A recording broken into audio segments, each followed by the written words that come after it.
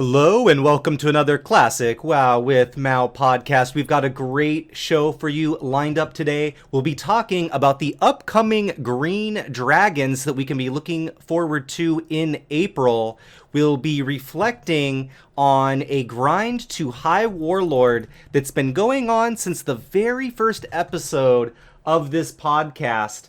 And we're going to be taking a look at whether raided battlegrounds would ever have a place in a game like WoW Classic. But before we get into it, how are we doing today, Myth? Doing great. Had a very fun, productive time in our server's first, or at least our faction's first, GDKP and Blackwing Lair this weekend. Took a little bit longer than I would have liked, but we did get an F down and made a lot of... Yeah, it was very exciting, and we got some pretty good drops that went at some pretty attractive prices. Although, I gotta say, when it was all said and done, the pot for Blackwing Lair was pretty nice, and hope is in the future we're going to be seeing more and more people, now that we've cleared it, that are going to be up for the challenge of GDKP in Blackwing Lair. It was very exciting, too, also, to clear it with a group that, needed to gel a little bit to come together. And we had a few different strategies, a few different viewpoints. We had to work things out. To anybody that says, oh, Classic is so easy, there's no challenge, I recommend the challenge of going in there with a group of people that you don't know and don't have all optimal gear and don't have the strategy, and see the problem solving that you do have to come up with. I find that this game is really its easiest when you go into it with a completely solved puzzle, and this definitely brought back some of the fun moments that we felt in vanilla when it came to working out a strategy. Yeah, I wouldn't say it was really enjoyable progressing, because it would have been, I guess, slightly more enjoyable to just kind of run through the place and do it a little bit faster and a little bit more productively. But at the same time, it was nice to problem solve our way through. Every guild does each boss a little bit differently, so people have to get used to doing a strategy one way or changing their thoughts for how a boss works with the group of people that they do it with, to do it with 39 strangers. Yeah, and I always find that to be one of the most fun things, and this was sort of an ambitious thing to do, right? Blackwing Lair, which is, as of really a few weeks ago, is progression, for the majority of the server. Even some of the people in the raid weren't bringing the, characters that had cleared it before. So this was sort of like an ambitious project to take on. You got to, give hats off to Kurthos for being willing to give it a try, and the patience to put up with wipe after wipe, keep the good attitude, and slowly but surely and methodically work their way through the dungeon. And, at the end, getting that dramatic Staff of the Shadow Flame drop, which didn't quite go as much as that video in the Chinese guild where it went for 11,300, but it did fetch a pretty penny and added a little bit of drama to the run for sure. But with that being said, we're going to take a quick look at an upcoming addition to World of Warcraft that's going to be happening in April with Zul'Gurub getting released, we're also going to see the release of the green dragons, and we're going to take a quick little sneak peek at what we can expect when those are released. So let's take a look at our little cheat sheet for that. So we've got 4 new bosses coming out. They're located in 4 different locations in the world. Those are Duskwood, the Hinterlands, Feralos, and Ashenvale. And we're looking at Lethon, Amerius, Terrar, and Ysandre as the new bosses we'll be fighting in April, each with some different mechanics and some pretty cool drops. What do you think about this, Myth? Well, first off, it's going to be probably another huge influx of world PvP for a lot of the big guilds, because now, in addition to citing Kha'Zix and Azuragos, there's going to be 4 other spots to camp, that being Duskwood, Ashenvale, Feralis, and Hinterlands. In addition to all that, they have some very good, really, really nice loot, especially if you consider that we're heading into AQ. There's a lot of good nature resist. Yeah, one of the ongoing themes of these dragons is going to be nature-like resistance. Green dragons definitely being a part of that. All 4 dragons have a dream fog that gets summoned every 25%. They all have some sort of nature resistance type attack as far as I remember, and as you had mentioned before, it's going to have some implications on the progression for sure as you go through AQ. So this is going to be some good ahead of the curve stuff to be getting on, and also just fun to have more things to mobilize and to kill, right? The world dragon or world boss scene on our server in particular almost has its own life form, with the coalitions, with certain guilds that really go after them regularly, and this is going to just add more dynamicness to that aspect of the world. Yeah, plus, I mean, a lot of them, I'm trying to remember which one specifically has the mushrooms, but one of them, the one that spawns the mushrooms, is going to be particularly griefable, because all you have to do is just die in his aura. And they're just going to be, like, it's going to be incredibly hard to kill that boss. I'm hoping that we get something similar to, like, what we had when Kha'Zix and Azuragos got released, where really the entire server shows up for it. Hopefully, there can just be more epic battles that are going on when we get out there, because that's really, to me, when the world bosses are their best. Yeah, I mean, there definitely should be on a few of them. I'm sure there'll be the Duskwood one for the Alliance, typically Ysandre, and I don't know, Ashenvale's very close to Orgrimmar, so I'm sure there'll be some of them that are just easier to do for each faction. Yeah, sort of similar to like how Kha'Zix just has a natural positioning right next to Stormwind that gives the Alliance at least a little bit of an edge on that fight. So it'll be kind of interesting to see what transpires in the classic environment, where things are maybe a little bit solved a little bit quicker than they are, and could potentially mean things are going to function a little bit differently than they used to, especially with the number of people that are going to be participating in that, especially early on when these are new encounters. Yeah, they really are going to be very interesting to see. I do think that there'll be quite a few guilds that just sort of have them, because there are quite a few guilds that are already like very good at mobilizing for Kha'Zix and for Azuragos. Right, like for example, the Hurricane and Wotop dynamic, right? Both large, quick mobilizing guilds that have the ability. Goof also in this, where they have many people that are able to summon. This is actually going to split up resources quite a bit, right? There's no longer going to be the ability to just camp out one when there's going to be potentially 6 world bosses that are spawning. It could just mean more Warlock alts everywhere, but it could also mean that multiple bosses could be on at the same time, and people are going to have to pick and choose and make choices which ones they decide to go for.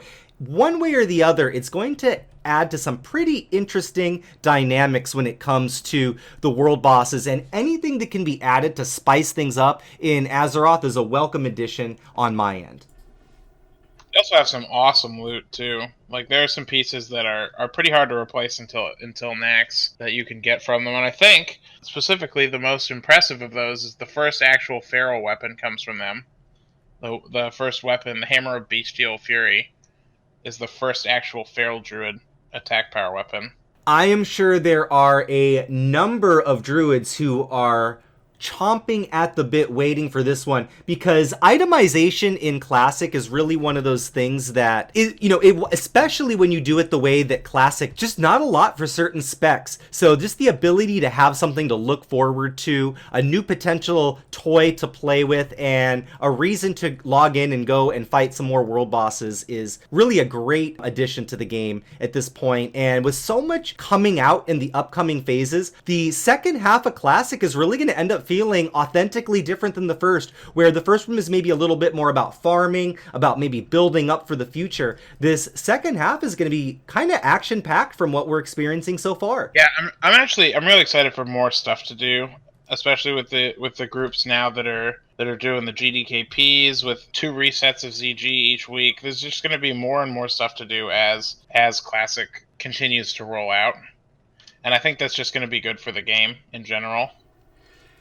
Yeah, absolutely. And with things like Battlegrounds goals wrapping up, it kind of gives it this thing of, all right, now that, maybe PvP grinds are stopping for a lot of people, maybe some are starting it up just now, but for that first wave that started early on, they're kind of getting done with that. Maybe they've been done with that for a month or so, and having this ability to do more things with people is, to me, what keeps me playing World of Warcraft.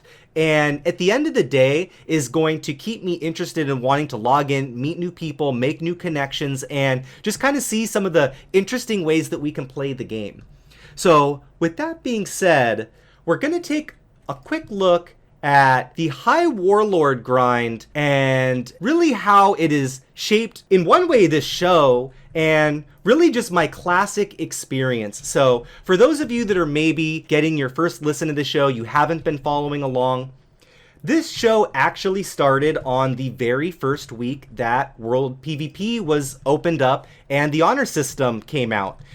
It wasn't really planned like that. It just sort of organically came together at the time. But the show started on in a context where World PvP began, and that's kind of how I got my lens of the game as it was developing in Classic. And this past week, I finally, after 4 months, achieved the High Warlord title. It had been a goal of mine since the very beginning. At quite a few points in time, I wasn't quite sure it was going to happen, but over time, I worked through a lot of different metas, and this past week, I was, along with 4 others on the server of Grobbulus, named a rank 14 and 1 other High Warlord. It has been a pretty fascinating journey that I have to say was fun to not only chronicle on the show, but just sort of go on through my stream and just live the different metas that happen throughout the experience.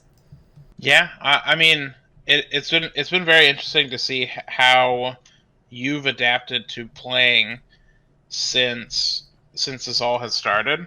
I mean, obviously when it started, there weren't Battlegrounds at all, and it really did seem like that was going to be way too brutal a grind.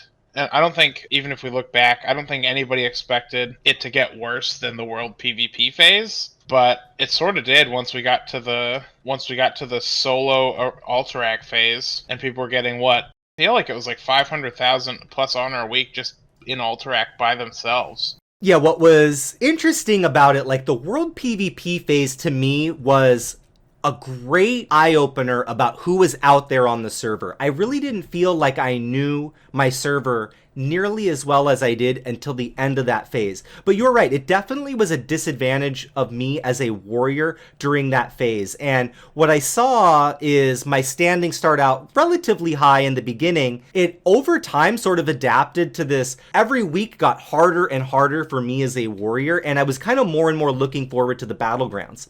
By the time the second phase rolled around, it was sort of a reset. The Battlegrounds definitely helped in the fact that I was able to consistently grind, but the AV meta was particularly brutal, and what I really felt marred it down at the end of the day was it was rife with cheating and bots. There were so many people that were finding ways to just stay logged in and stay in Alterac Valley, whether they were playing or not, that it really affected the standings during the time.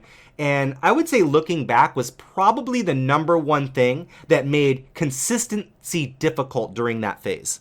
Yeah, and I think it was really hard to predict that was going to be the case, because no one knew that it was going to be so lucrative to solo queue Alterac Valley Like I think even if you listen to our pre-Alterac predictions, we would have assumed that there would have been some people getting like maybe rank 11 solo in AV, but I would have guessed that no one would have gone past that without a full Warsong group. Yeah, and as time went on, it was a constant adaptation too. One of the things that was interesting as a Horde player is we've always had to sort of battle the queues. And this is just something that's been a constant reality of, the Horde side in Classic. But the meta shift within the game changed a lot too. We started out with this very rep positive meta, quick queues, quick games, 6-minute games, fast queues, and this lasted for about a week before it started to slow down and get into a grindier meta.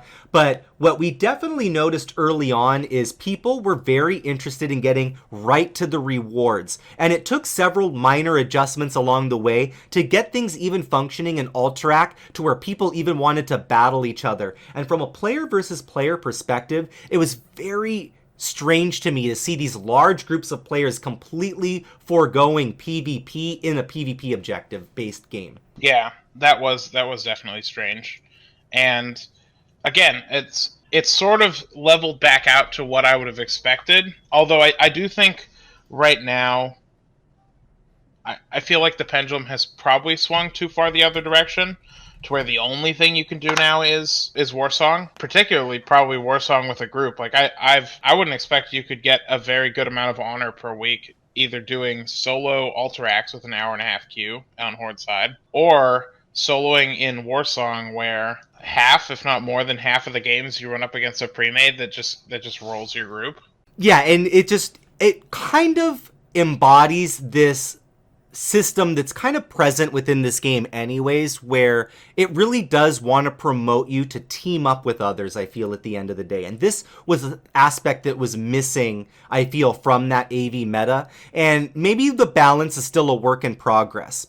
But I do feel at the end of the day, the game achieved to me a better result when we eliminated the mystery that was sort of this AV meta where it could have been rife with cheating and bots and characters that were maybe in the game taking up high spots one week but then were banned the next and then not even a part of the equation. These kind of things actually slowed down the progress of Horde players, and we're kind of seeing the effects now where the Alliance have consistently getting 3 and 4 rank 14s per week, where the Horde have only ever been getting 1 or 2, and it's just been in this upcoming weeks that we're going to start to see more groups of Horde banded together and achieving rank 14 at the same time as a result of that.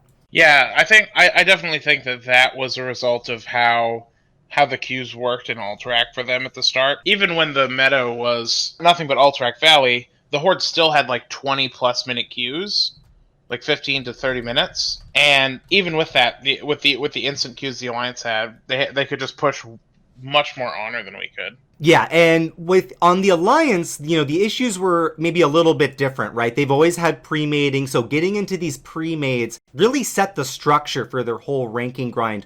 We had to figure these things out on the fly as time went on.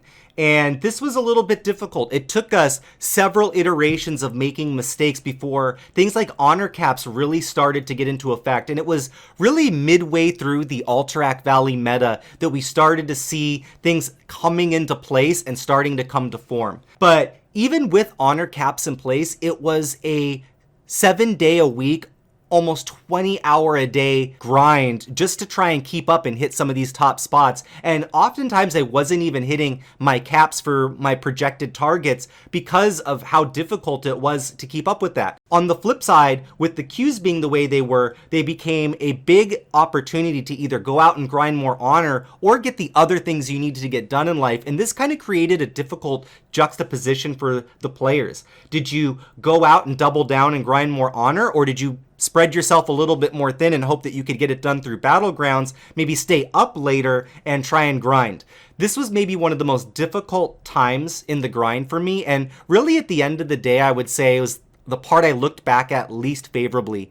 It was very difficult having to constantly make the decision to, say, for example, sleep less as an alternative to get my goal. There was no way to improve my situation and still have time to be able to function in life when it was every single day of the week. And it was also very difficult to keep up the motivation on my own. It led to me wanting to find other games to play in between queues and things that I could actually play with players, and then just focus on my battleground when I was in the battleground and work on extracting the most honor out of that.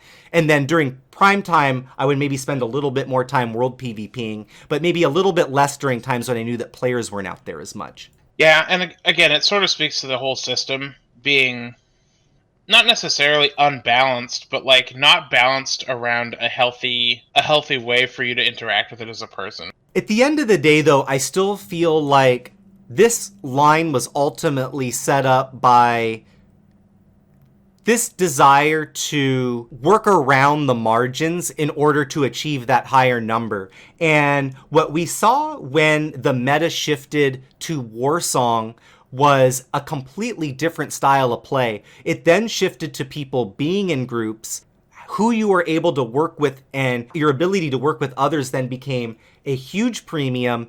People that were AFK during battlegrounds, maybe were resistant to working with others, were no longer the people that were able to grind the most honor. All of a sudden, every single person on the brackets was accounted for. And for the first time in the entire PvP process, I was able to hit the 14 bracket with days off during the Warsong meta, which I think really showed that the amount of time that people were spending there actually playing the game during the Alterac Valley meta was different than it was when they were forced to be playing the game in the Warsong meta. Yeah, and well, so I think that's a huge benefit of being the faction that we are, because there's a good chance that wouldn't have been the case if you were on the Alliance. Like, I'm sure that one of the problems with the overpopulation of the Alliance, or the underpopulation rather, because I would assume overall there's probably more Horde players in Classic, and that I assume that because the queue times for Horde are typically much worse. And if there are more Horde players, that means the Alliance players have faster queues, which means they can more easily push ridiculous amounts of numbers without having to be in the better, like, it would probably be much simpler to get the 550,000 or 650,000 honor cap that you guys were setting without having to be in a party as well planned out and as good as yours if you had instant queues all the time. Well, one of the issues that definitely cropped up, and it led to us having to have a lot of creative solutions, was the space available. And this ultimately was one of the main issues during the Alterac Valley meta. Amongst the people that were really, really good at grinding in between the queues, or were just phenomenal players that were killing at a higher rate, that were ultimately having to outgrind people that were logged in all of the time, there was still this battle for who was going to be into that bracket. We started to see a lot of this end during the Warsong meta, and while there was still a little bit of positioning to see who could get in and who could get out, the lines were a lot more defined, and people were a lot more willing to work with another person that they knew was behind the screen playing the game, as opposed to maybe someone that they were suspicious about being a bot, even if that wasn't the case. I could see that. I don't have that personal experience, but you probably know a bit more about the people who are doing the ranking than I do in that scenario. Well, what I definitely noticed during the Alterac Valley meta is there was a lot more suspicion about other people going around. People would say this person's botting, or this person's doing this, or this person's doing that, and there would be all of this underground what's going on amongst everybody, this whispering, but nobody actually really knew what the other people were doing in a lot of cases, other than the time that they were accounted for. Warsong changed this for the most part, because you had to be in a group with 9 other people. Your time was absolutely accounted for. Everybody knew where you were during your honor grinding time, and because Alterac just wasn't as profitable, if you wanted to be getting the best honor, you just didn't really need to bother with Alterac, and in a certain sense, it made it a little bit more pure, and I think it helped with that level of suspicion, at least amongst the people that I was playing with. But it kind of felt pretty widespread, honestly, because that sort of rumbling disappeared for the most part. We no longer had issues with people botting Warsong. It just wasn't possible. Yeah, I mean that'll be the strong benefit too of weekend systems starting with Arathi Basin next week. We'll see a whole new group of people who are going to be going for rank 14, probably current rank 11s and up, who you'll see moving between the battlegrounds instead of just in one all the time.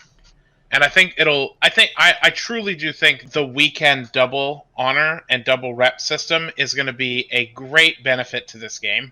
Like, it's especially, I can't imagine what it is that you've gone through. Like, I can grind some pretty boring stuff. Like, I can do VRD for 20 straight hours, 5 days a week, and still not see the thing that I need and not be bored of the game. But man, it's got to be refreshing, at least from your perspective, as a person who was ranking recently, to know that the people that you've been playing with are going to get to mix it up soon and not just have to sit in basically Warsong Gulch jail for 16 hours a day for however many weeks left they have. Yeah, there's definitely a balance to this, and what I would say about it is I really do enjoy PvP a lot, and that helped a ton.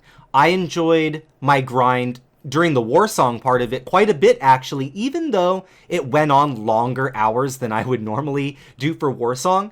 There was a little bit of pride that you get when you're pushing yourself to the limit.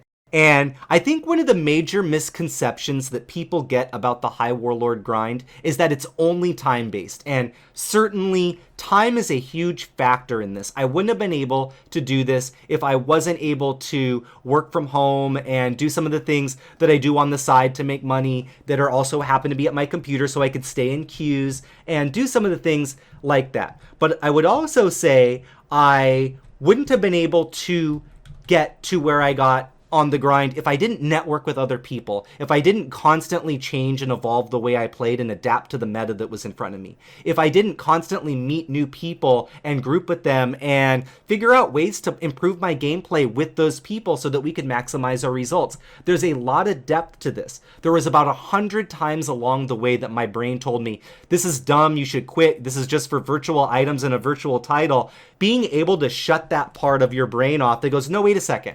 I started this grind for a reason. I wanted to achieve this. This is a personal goal of mine, and I'm going to see this through. This part of the grind is something that doesn't get talked about a lot, and I think is one of the harder parts about it. It isn't so much that it's difficult from an individual, every single battle you need to showcase the maximum amount of skill part, but you do need to show a high level of skill over a long stretch of time. And especially when you hit ranks 12 and 13, the stakes are so high, your margin of error for making mistakes is almost non-existent. You have to display a high level of play over a long stretch of time and a lot of concentration of that gameplay during that time. Yeah, and I mean, I certainly don't mean to downplay the skill that's required, because I know that it isn't just time, but the point that I'm trying to make is I think the variety of being able to do Warsong Gulch most of the time, and then hey, it's double Arathi weekend, or hey, Alterac weekend's happening, and even though we're only queuing as groups of 5, it's still incredibly productive honor because the queues drop down to this amount of time.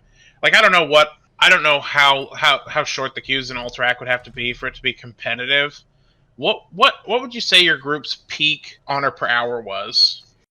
It was difficult to get a gauge on it because the queues would definitely fluctuate a lot. But if we were getting some quick queues, like let's say we were getting 3-4 minute queues, which did happen a couple of times along the way, we were able to squeeze in sometimes 6 games, and each of those games would be netting us about 2,500 honor. We'd be pushing around 13-14k at our absolute peak, but it was queue dependent.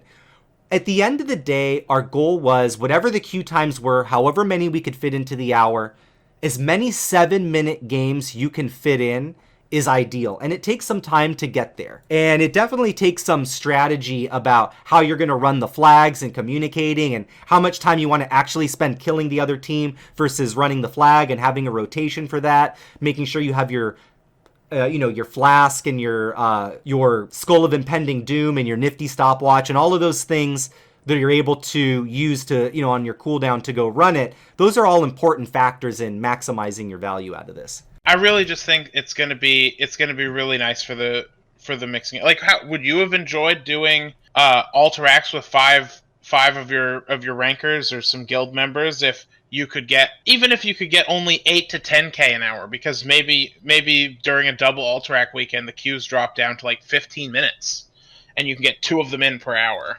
Would you have rather, I mean, I feel like it would have been a refreshing change of pace to go back to Alterac, or to be able to add 5 more people and do some Arathi Basins. Yeah, I think Arathi Basin was maybe the one missing piece from the grind I would have liked to have seen. I really, really like Arathi Basin. Alterac Valley, on the other hand, I had my little bit more than my fair share of, and I can at this point maybe take it or leave it. I think I will enjoy doing the occasional Alterac Valley with a group of 5, though. I never got to experience the Alterac Valley meta that got to have other players in it, and in that regard, I do feel like I missed out on some good Alterac Valley experiences that maybe other people in the grind are going to get. But ultimately, I completely agree. The more variety, the more ways that you can mix up the gameplay, and the more people that you can get in the mix, the better the grind is going to be. At the end of the day, the most fun part of the grind to me was getting in that group with the other people that I was with, and us playing the game at the highest level that we could play it at, and trying to win at our maximum rate for as many hours as we could.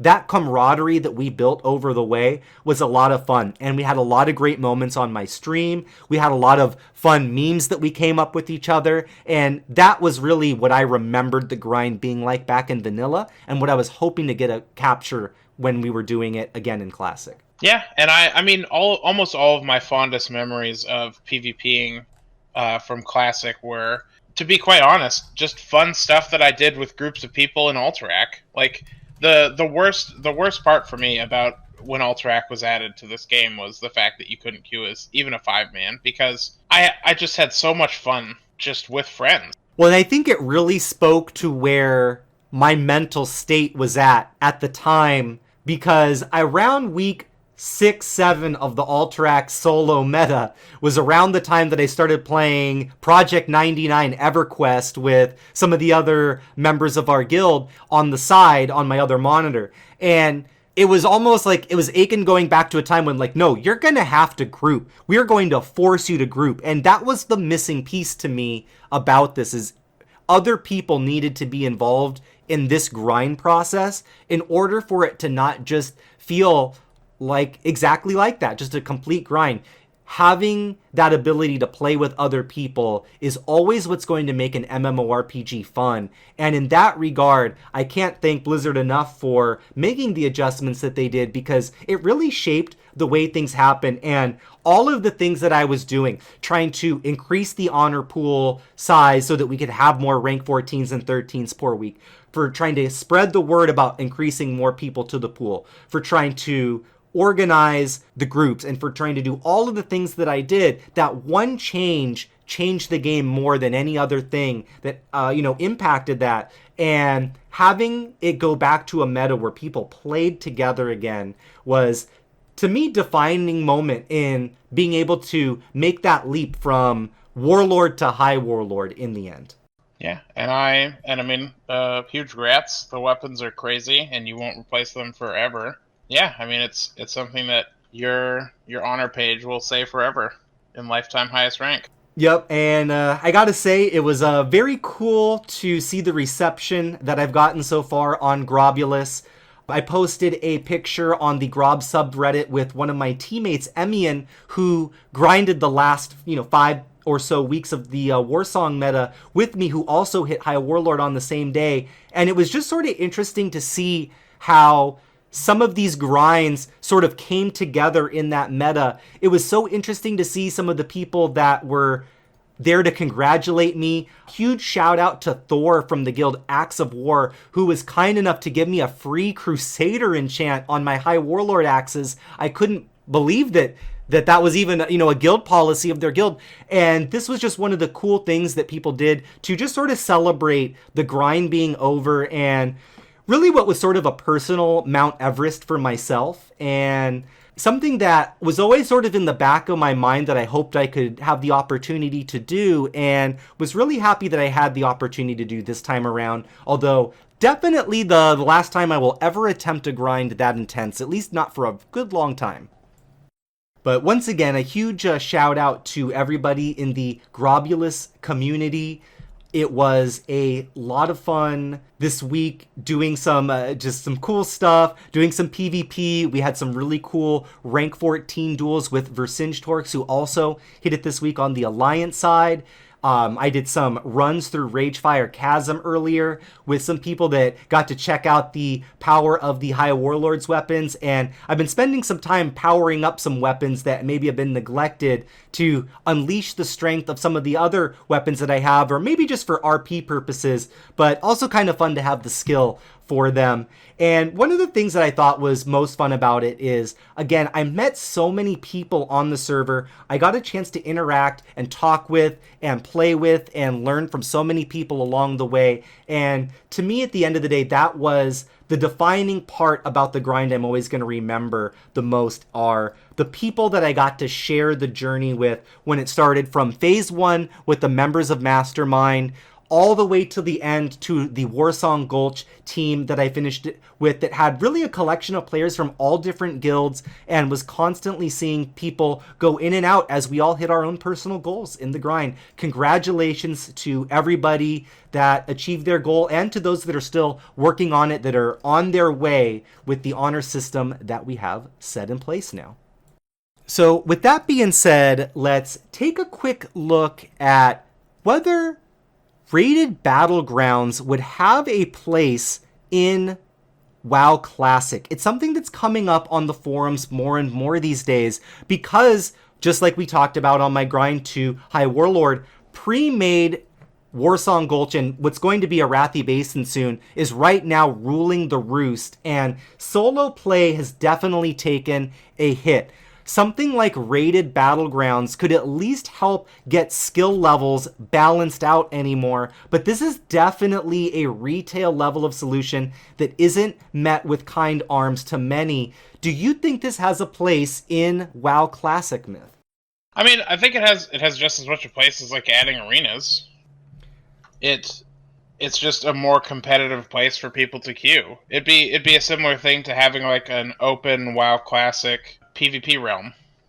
Yeah, what is interesting to me about this particular idea is that Rated Battlegrounds could actually fit into this game better than it could in retail if you think about it, because we don't have things like Arena and some of these other things. It would actually give something a competitive avenue to pursue. The issue with this, of course, is that it's tied so deeply into the honor system, which, for better or for worse, really is designed about putting together the biggest powerhouse that you can and plowing through games at maximum speed. Your ability to do that all day long is kind of the king at the moment, and is reflective of how gameplay was at the time. But Rated Battlegrounds, kind of similar to what we talked about having arena skirmishes, could actually add and help maybe quench the thirst that some players have had about, maybe the low quality of game that both high level battleground teams are having and pugs are having at the same time. I don't know how they would implement them. The implementation of rated BGs on actual retail, I feel like fell short a little bit. It never felt like the actual competitive scene that we really looked forward to, like the awesome pre-made versus pre-made battles that we had in actual Classic or the Burning Crusade. But now stats aren't how gear is in Classic. It might be doable. To me, the reason why I think it might have more success in Classic as opposed to retail would be because of the absence of Arena. And that's really where the competitive battling happened from Burning Crusade on, is the highest level of play just tended to happen in Arena. And so Battlegrounds were still used to pick up pieces, but at the end of the day, they were always still a grinding mechanism. And here, because this is where the PvP is going to be happening for the foreseeable future, it might add a layer that could maybe help get some of those ideas of what it should have been to fruition by the end of the grind. I think maybe something else needs to be an incentive in there somewhere, somehow, but that might be a start.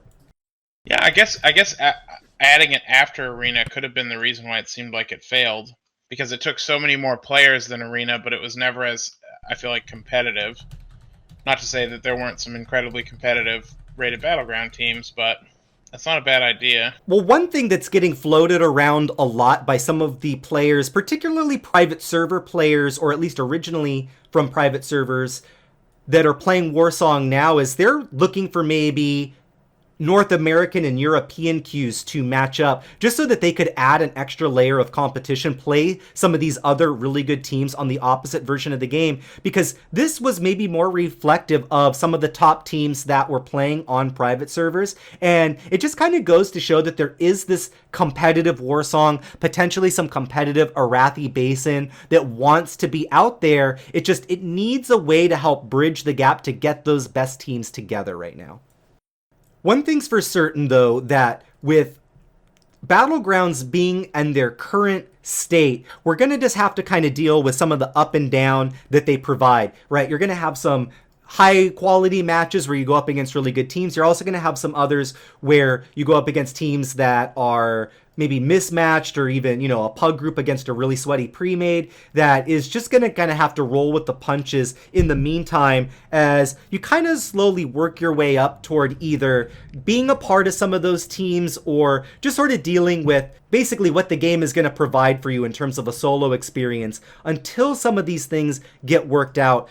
It continually comes up on the forums, so I don't really feel like we've necessarily seen the last adjustment to Battlegrounds just yet, but what they exactly are still remains to be seen. Yeah, I guess that's a good point. There may be some changes in the future that we don't necessarily know.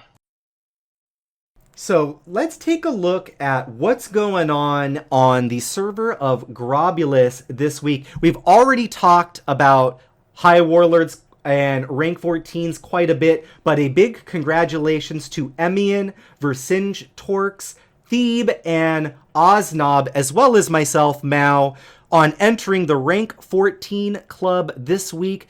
Congratulations to us all. It is a grind well done, and every single one of those people I saw out during the World PvP phase, so it's kind of cool to see that those familiar faces that I remember back 4 months ago are now finally starting to get those grinds all finished up. Big congratulations once again, and enjoy those awesome weapons. I know I have been. Big announcement. We have been teasing this on the show for weeks. We can finally come out and say it. Grobbulus has been announced. The next event from the Azeroth RP Planning Committee is here. It is Grobbulus. It will be taking place in April in Booty Bay. It is a live music and arts festival brought to WoW Classic. I cannot wait for this one. Very exciting news. I've known about this one for a while, and I am so excited to get to shout it out now. I'm interested to see what it's actually going to turn into, because I think they're still looking for a lot of talent, but we'll see how it goes. Hopefully I think one of the suggestions from before that they might take action on was maybe streaming, having either Illithil or Black Plague stream, so we can hear like winners and announcements and stuff, actually hear it versus just seeing it in a chat window that gets scrolled away incredibly quickly by yelling. Yeah, I think we're going to see some difference in the way they're going to approach that, because that was definitely something that was brought up last time around. Every event, of course, is like this new learning, learning process, of course. And I think we're going to see, especially with some of the ideas that they have, some differences in the way all of that's going to work out. So I'm excited to see what they have in terms of the talent. And like you had mentioned before, they are still looking for more. So if you have an act, you have something that you want to do, reach out to Illithil. If you're on the Alliance side, reach out to Black Plague. If you are on the Horde side, if you have something you want to do, donate, an event that you want to be putting on there, reach out to them, because this is going to be a very cool event. You can catch out all the details on the Grob subreddit. And, again, this will be on April 3rd, 5 to 8 server time, all kinds of different events going on, and really just an exciting event all around. Yeah, I mean the last one was pretty awesome, the Wild Gods event, and I'm sure they're only going to up their game from before. Other RP event coming up. This one will be going on tomorrow, so it's going to be more for our live listeners than the people that catch the podcast later on. But we've got another Peon Uprising. They are meeting the COG. The Gnomes and the Peons will be meeting tomorrow in the Thandle span. March 4th, 4 p.m. server time. Gonna be interesting to see what transpires between the Gnomes and the Peons. But if you are interested or a part of either of those groups, go ahead and get in contact. There's going to be some sort of a going down at the Thandle span. But I think that's all I've got going on the server of Grobbulus for this week. Myth, anything else that you caught that you have that you want to talk about? No, I feel like again I should shout out that the continuing success of these GDKP groups is something that if you either have a raid, like an alt that you want to get some raid gear on, or if you don't really raid on your main but have, a little bit of gold in your pocket, there's some really cool stuff you can gain from these groups, and they're starting to pick up momentum. Both the Molten Core groups and I assume the BWL group's just going to get better and better from here on out. And there's some pretty cool stuff you can pick up at a really, really good bargain. Like we saw, probably the most surprising thing we saw was either the trash boots or the empowered leggings, both the two best in slot items until Nax went to a druid for both like 800 gold apiece. So some really good deals on some pieces. And I mean, even if you're only looking to get your alt like some tier 1, it usually doesn't go for more than like 50 to 100 gold a pop. So you can pretty easily just fill out the slots you don't have just by showing up to one of these runs. Yeah, oftentimes there's some great deals, and there's also some great dramatic moments. And if you haven't caught the video of the Chinese auctioneer doing the Staff of Shadow Flame bid for 11,300, you'll get a couple of moments that are like that video. Maybe not with the shouting and all of that, but you get some of that excitement when an item starts getting up, it starts creeping into 3,000, 4,000. You can relive a little piece of what that might have been like to be in that raid, and some of the hilarity that we get when we play that video. I've really just had a lot of fun just from the standpoint of I enjoy raiding. I like playing with a lot of different players, and I like making gold, and this has kind of met all of those different things. So huge shout out to those running GDKPs in both Molten Core and in this one that's also running Blackwing Lair. If you're looking for a raid on an alt, you're looking to make some gold while you run, find one of these GDKP runs. They are popping. Yeah, but other than that, I'm looking forward to the list of what Battleground weekends it's going to be, because I will be very interested in doing at least a little bit more PvP when I'm getting double rep and double honor for it. I haven't really started PvP grinding, but right now I'm just looking at sort of the rep rewards from Warsong and from Arathi Basin and gauging how much I feel like grinding for those. I know I'm definitely excited to hit some Arathi Basin, maybe strike up the band a little bit with some of my teammates from Warsong, and really just get in there, the High Warlord weapons to work, because that was, like I said, the one thing that was maybe missing from the grind was some Arathi Basin. All right, well, that's all we have for the show this week. If you are a fan of the show, please like and subscribe on SoundCloud, on YouTube. We are also post the show every week on Reddit. Comment, upvote, and if you have anything you want to hear us talk about, definitely let us know. You can hit me up anytime in-game on either of my characters, Mao or Mickey Mao, and give me a shout out. Talk a little bit about something you'd like to hear us talk about or whatever, and I'm sure we can work it into the show. We like to talk about what the people of World of Warcraft are saying. If you want to catch the show live in its raw, unedited version, tune into my stream twitch.tv Mickey MIKI_Mao MAO, and we do this show every week at about 5:30, sometimes at other times, but usually right around then. I'm also doing streams throughout the week too, just to do our Molten Core runs and BWL runs. We do some PvP on Sundays and some other things that you can catch in as well if you are interested in that. All right, well, once again, thank you for listening. We will catch you all next week.